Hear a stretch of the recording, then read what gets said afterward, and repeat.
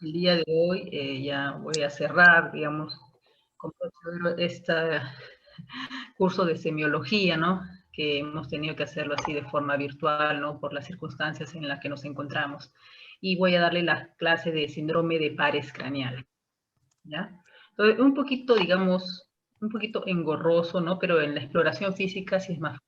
Porque si recortamos la parte anatómica, ¿no? Sí, pues, desde cómo nacen, ¿no? El origen de cada nervio, su decusación, su recorrido, que es muy importante saberlo, ¿no? Su ubicación anatómica, porque según ese recorrido a nivel de donde sea la afectación, es la manifestación clínica que vamos a tener acá.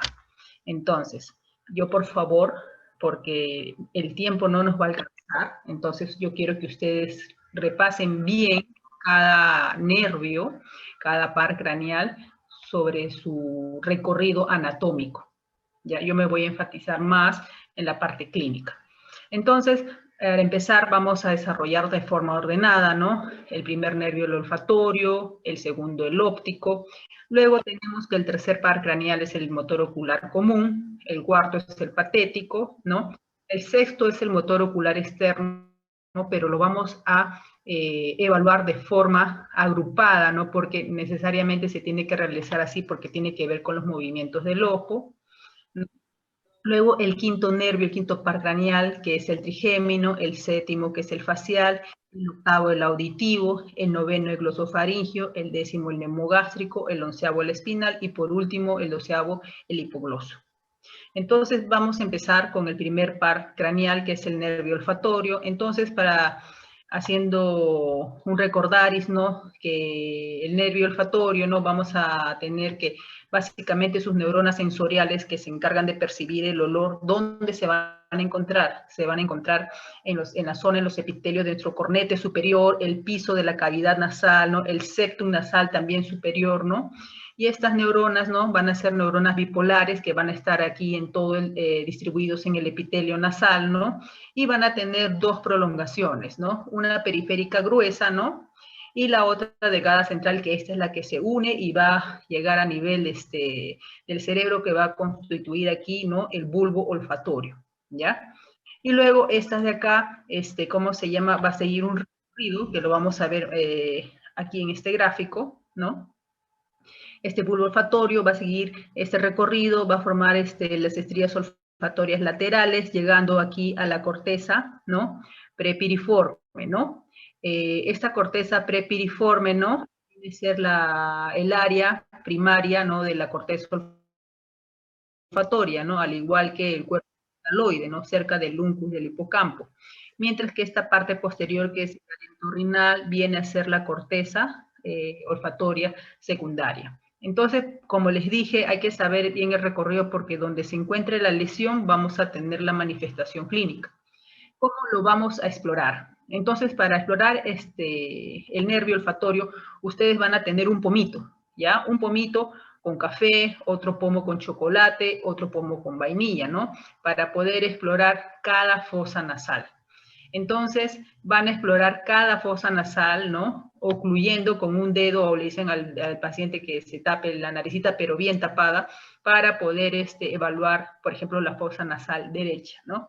Entonces, para evaluar esta fosa nasal derecha, le vamos a colocar, ¿no? El pomito cerca, por ejemplo, de café. Entonces, el paciente tiene que inspirar profundamente, ¿no? Y va a percibir, si es que está normal, el olor del café. Pero si tuviera una alteración, ¿no? Por ejemplo, estos trastornos genéticos como el síndrome de Kallmann, ¿no? Que no tienen, ellos cursan con anosmia, ¿no? No va a percibir absolutamente nada, ¿no? O también puede haber una percepción alterada, que lo vamos a ver adelante. Pero de esta forma vamos a explorar nosotros el primer par craneal, el olfatorio. Entonces vamos a tener las alteraciones, como les dije, cuando no percibe absolutamente nada, que es la anosmia. Luego puede estar la percepción disminuida, entonces estamos hablando de una hiposmia. Luego puede tener también una percepción alterada, ¿no? De repente es chocolate, pero huele a vainilla, algo así, entonces una parosmia, ¿no? Luego cacosmia, cuando siente permanentemente olores fétidos, de mal olor, ¿no? Luego alucinaciones olfatorias, ¿no? Cuando cree que hay un olor, pero realmente no hay nada, ¿no? No hay ningún olor, alucina que hay un olor en ese ambiente. Luego la hiperosmia, cuando tiene la sensibilidad es muy sensible a los olores, ¿no? De repente, no lo sé, el olor amoníaco, de repente estamos en un grupo y poco lo percibimos, pero esta persona sí lo percibe más, ¿no? Tanto así que es irritante y se tiene que retirar de la habitación. Luego, esto también tenemos que ver que el trastorno del nervio olfatorio también puede estar asociado a trastornos del gusto, ¿no? Y se puede generalizadas, placenteras o displacenteras. Entonces, la causa, ¿no?, de la alteración del nervio olfatorio, ¿qué causas van a ser? Múltiples, ¿no? Desde traumatismos craneales, un traumatismo encefalocraniano, secuelas quirúrgicas, ¿no? Por ejemplo, tumores a nivel hipofisiario, ¿no?, que tienen que entrar por la fosa nasal, entonces al momento de hacer el curetaje puede llevarse las fibras nerviosas, entonces va a tener cierto alteración, ¿no?, de la percepción de los olores.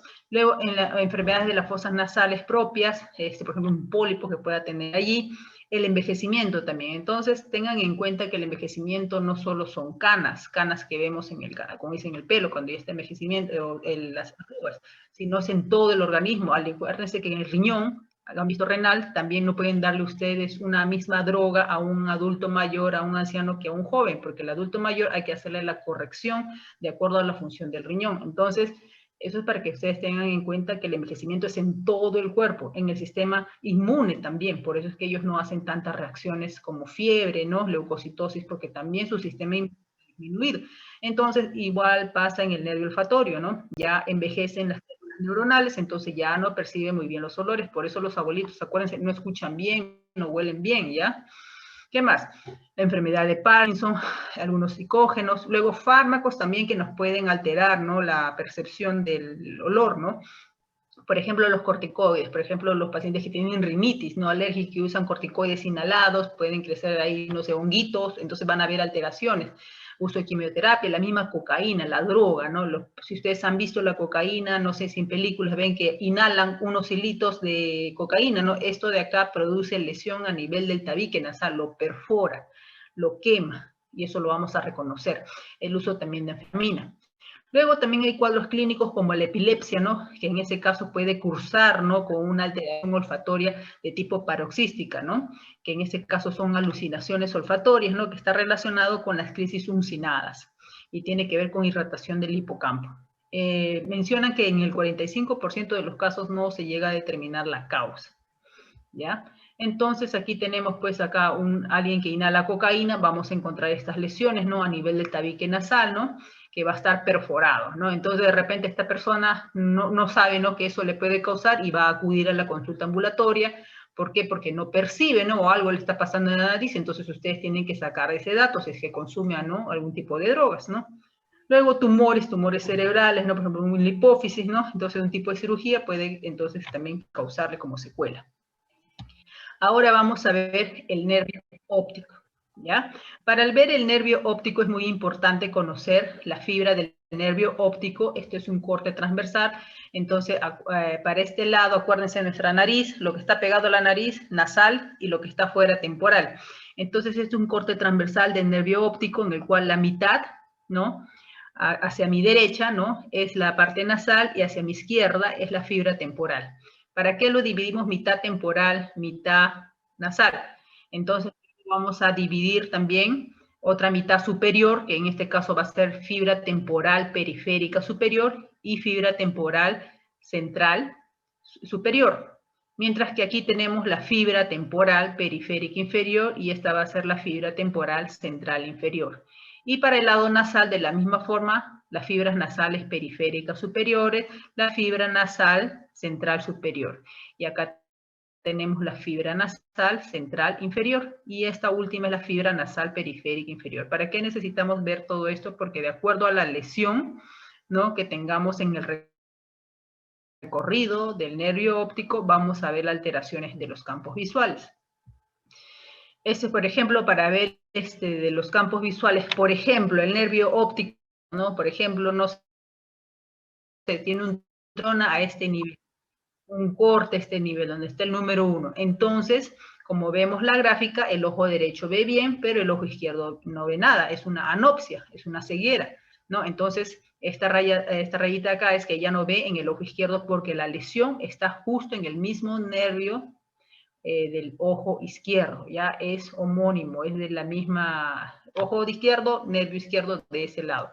Pero si le vamos a una lesión más posterior, ¿no? Entonces esto va a cambiar, ¿no? Por ejemplo, si hay una lesión a nivel de la cisura calcarina, ¿no? Que es en la parte ya posterior cerebral, ¿no? Acá donde está el numerito 7, entonces vamos a ver que a nivel de la visión puede presentar, ¿no? Es una cuadrantopsia, ¿no? Que en este caso son una cuadrantopsia, ¿no? Superior, ¿no? Homolateral, porque son del mismo lado. Entonces, este gráfico nos sirve para, según las lesiones, cómo van a ser las características, ¿no? De la visión.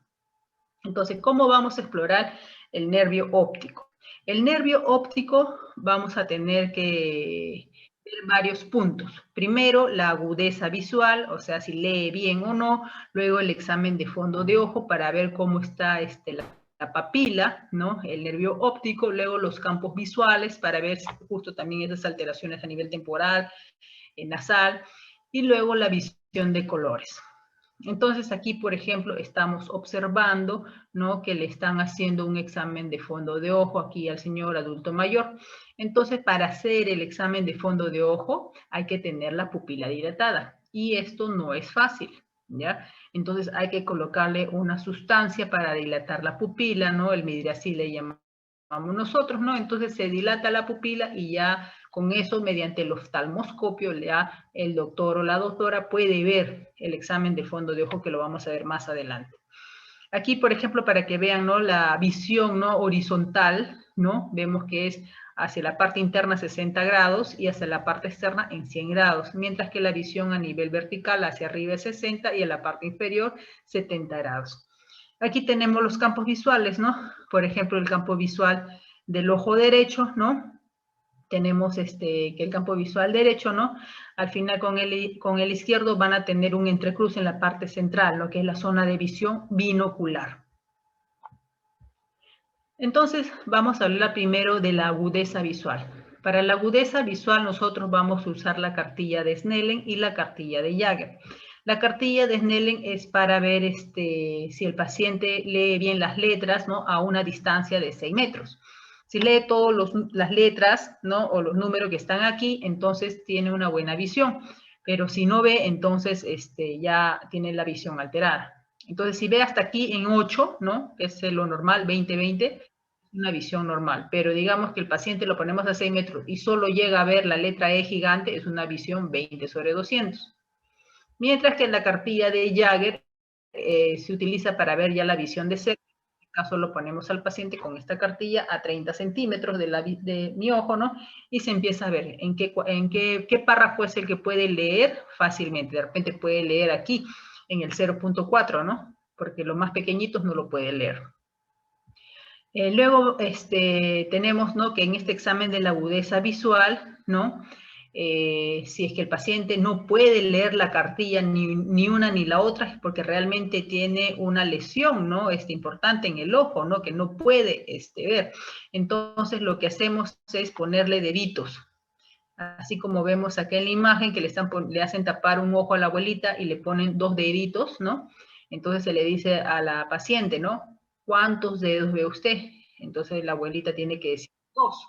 Pero imaginemos que no dice 2, dice 5, ¿no? O sea, ni la visión cuenta dedos lo puede hacer bien, ¿no? Entonces, si por A o B de repente dice, no veo nada, veo una mancha, un bulto, ya, pues esto se llama visión bulto. A veces tampoco no puede ver, entonces se le lleva a un lugar oscuro y en ese lugar oscuro se le pone más luminoso, ¿no? Y ahí recién veo una luz, algo así. Entonces eso se llama visión luz, ¿no? Ellas son ya personas que tienen pues cierto grado de compromiso severo, ¿no? Del nervio óptico, ¿no? Luego el examen del campo visual, esto se va a realizar mediante la perimetría o la campimetría, ¿no? O también hay este examen de campo visual por confrontación. Aquí, por ejemplo, estamos teniendo la doctora que hace el examen visual, ¿no? Del campo visual por confrontación, en el cual se le hace tapar, ¿no? Por ejemplo, acá su ojo del lado derecho es el que está comprometido, ¿no? Entonces se le tapa el ojo bueno, el izquierdo, y la doctora también se le va a tapar, en este caso ella el contralateral, el derecho, ¿no? y en este caso hace movimientos con el lapicero, ¿no? Para ver qué tal están los movimientos conjugados del ojo. ¿Qué más? Entonces, en este examen del campo visual vamos a observar, ¿no? Si es que el paciente tiene hemianopsias o si es que tiene cuadrantopsias, ¿no? Puede tener hemianopsias homónimas, heterónimas o altitudinales, ¿no? Como también puede tener las cuadrantopsias. Todo esto está descrito en el cuadrito anterior que les enseñé, ¿no? De acuerdo a los gráficos. Luego también puede tener defectos campimétricos que pueden ser congruentes o no congruentes. Luego, cuando hay lesión del nervio óptico, va a ser una amaurosis homolateral, ya del mismo lado. Ahora, si hay una lesión del sector medial a nivel del quiasma óptico, el paciente va a presentar una hemianopsia bitemporal. En estos casos se dan en pacientes que tienen tumores de hipófisis. ¿Qué más? Lesiones separadas y simétricas en la parte externa del quiasma. Estos van a dar una hemianopsia binasal, que es muy frecuente, ¿no? Y se da por malformaciones vasculares, tumores hipoficiarios de crecimiento lateral. Luego, si es que hay una lesión a nivel de la cintilla óptica, el paciente tendrá una hemianopsia homónima contralateral y que es casi siempre incongruente. Ahora, si la lesión es a nivel de las reacciones ópticas, el paciente cursará con una hemianopsia homónima contralateral por compromiso de las fibras temporales homolaterales y nasales contralaterales. Ahora, si hay lesión de ambas fisuras calcarinas por una isquemia cerebral, en este caso habrá una hemianopsia doble o una ceguera cortical, diferenciándose de la lesión pregeniculada, o sea, la que se da en el quiasma o prequiasmática, porque en la cortical no va a estar afectado el reflejo pupilar. Luego tenemos hay que examinar la visión de los colores, ¿no? En el paciente, ¿no?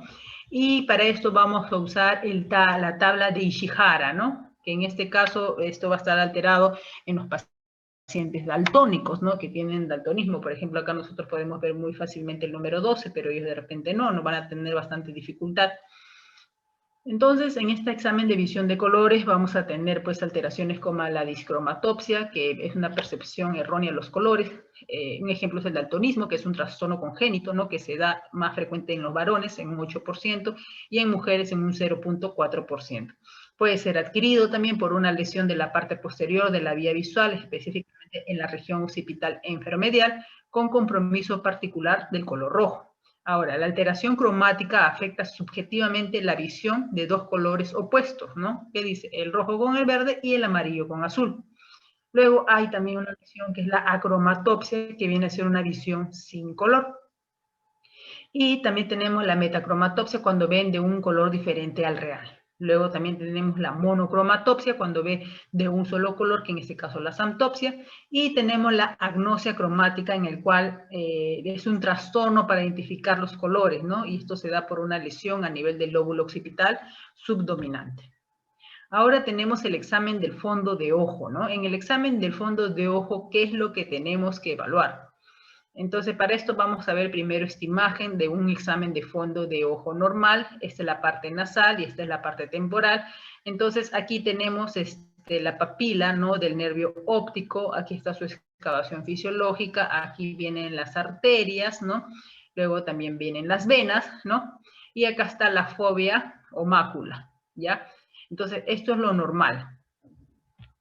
Entonces, ¿qué tenemos que ver en el examen del fondo de ojo? Tenemos que ver cómo está la papila o el disco óptico, que tiene que ser circular y plano, de un color amarillo rojizo, con los bordes bien definidos, ¿no? De los cuales van a salir las arterias y las venas retinianas. También vamos a ver que en el centro de la papila hay una depresión o una excavación fisiológica, y tenemos que identificar también los pulsos venosos para veces que haya una alteración vascular cuando hay un tipo de microneurisma, o lesiones retinianas cuando hay exudados o hemorragias. Entonces, este es un fondo de ojo normal. Estamos viendo la papila del nervio óptico de bordes bien definidos, ¿no? Blanquito, nacarado, ¿no? Y del cual salen las arterias y las venas. Y vemos, pues, el fondo retiniano no está bien, ¿no? Mientras que esto es algo patológico, ¿no? Acá ya no vemos la papila, ¿no? Dónde están los bordes, más bien hay hemorragias, vemos, ¿no? Que son hemorragias en llamas que le llaman, ¿no?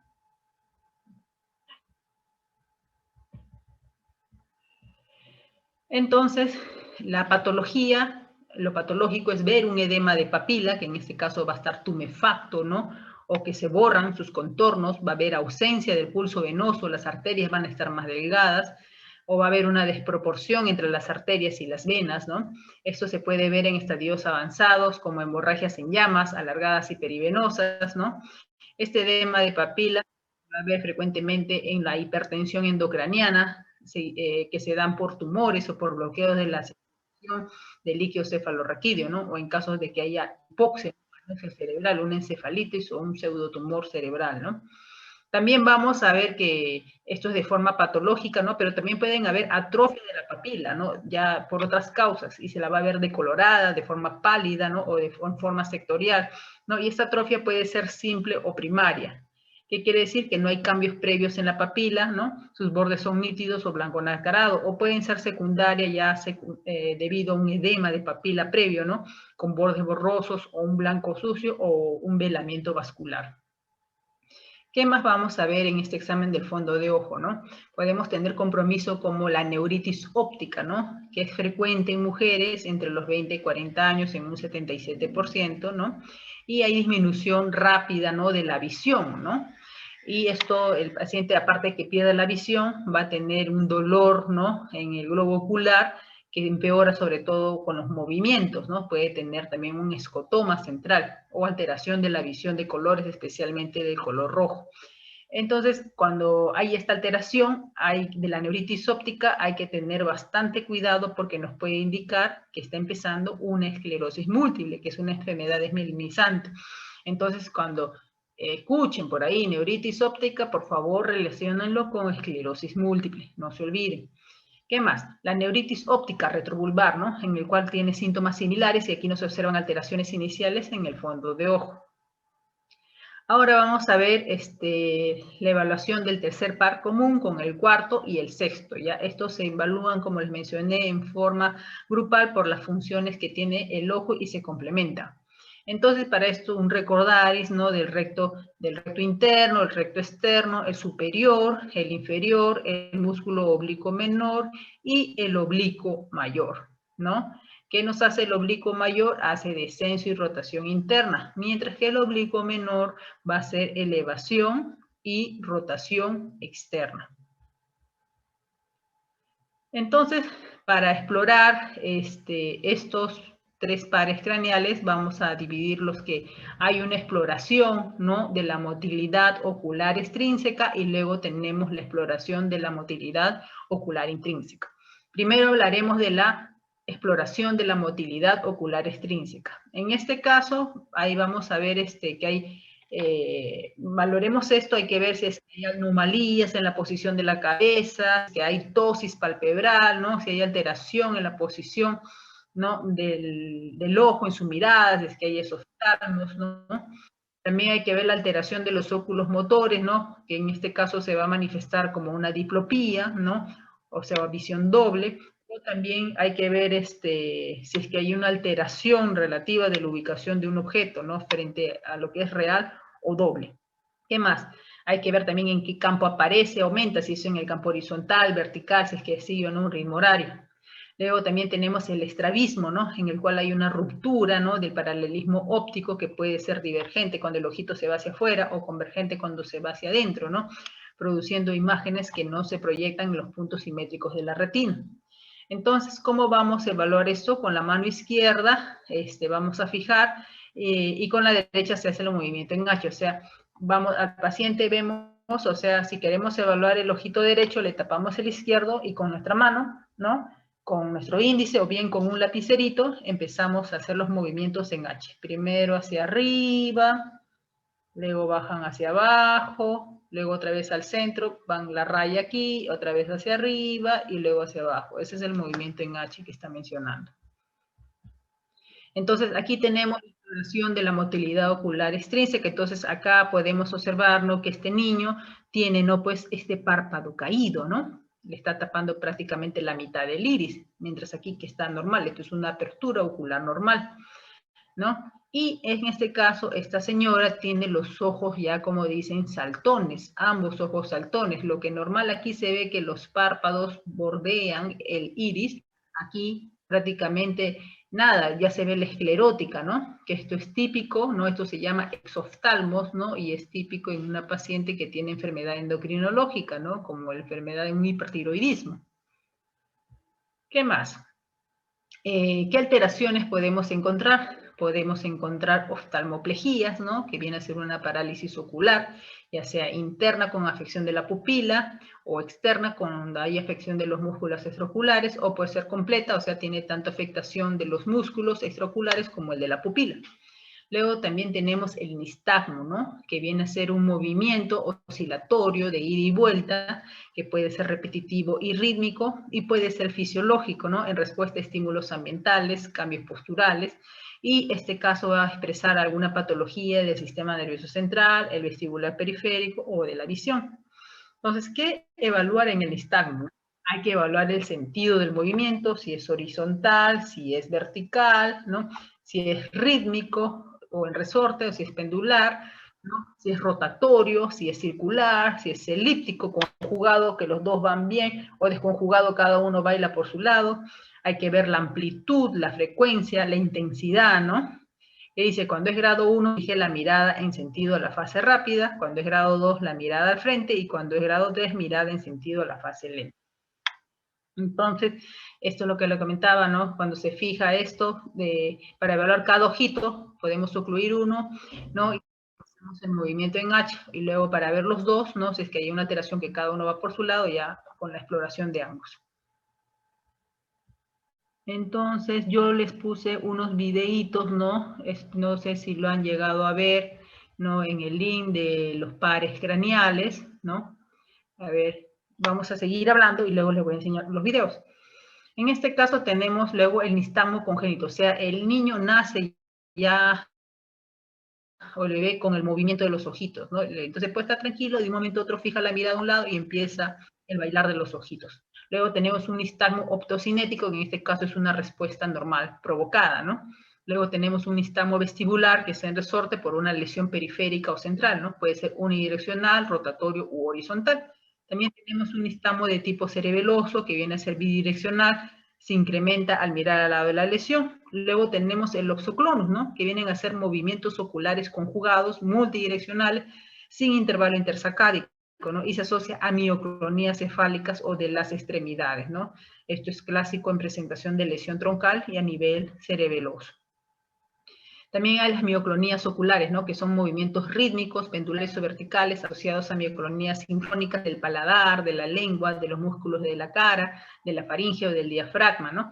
Esto se da por una alteración del núcleo dentado o el núcleo rojo contralateral o el núcleo libar inferior. Luego tenemos el flútero aleteo ocular, ¿no? Que es un movimiento en el plano horizontal de ida y vuelta y que se da normalmente en enfermedades cerebelosas, ¿no? Este flútero no tiene un periodo intersacádico, es constante. Luego tenemos el bubbing ocular, que vienen a ser movimientos oculares espontáneos, ¿no? Conjugados en el plano vertical de descenso rápido y lento a la posición original, ¿no? En este caso con parálisis de los movimientos horizontales. Y se ve esto en lesiones protuberanciales, hidrocefalia o encefalopatía metabólica. Entonces acá les quiero poner un videíto, ¿ya? ¿Pueden ver el video? Le estoy colocando ahorita en este momento. O ven solo la diapositiva. Doctora, solo se ve la diapositiva. Solo estamos viendo la diapositiva, doctora, de mioclonía.